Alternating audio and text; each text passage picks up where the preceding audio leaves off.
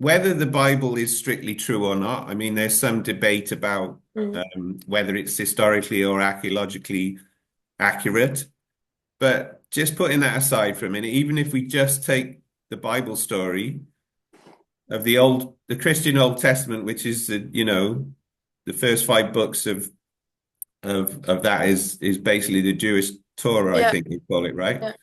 So if you just look at that story and how Jacob was rechristened Israel because it's he who struggles with God, yeah, because he struggled with an angel all night, and then he had 12 children and they became the 12 tribes of Israel. And Abraham had a son called Ishmael who's basically the father of Yeah. the Arabs, right? Um, and then he had Jacob who became Israel and the 12 tribes of Israel. Mm. So even if you look at that, they're literally related, from the same father. So Yeah. they're kind of cousins, is the way I see it.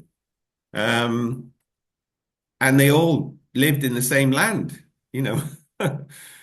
And then the 12 tribes of Israel split into 10 and 2, as Mm. we were saying, and the two in the south, the tribe of Benjamin and the tribe of Judah. Yeah. That's where Judaism comes from the tribe of Judah, and Jews come from Judah. So, that it's not that they were Israelites in that respect after the split, they were Judeans, Mm. Um, but yeah, they're literally, they're all related. And obviously then the land changed hands quite a few times. Mm. And then I think, the last time uh the Jews actually had a land that they ruled, if you like, was in something like 586 BC or something, it's Mm. like a long time back.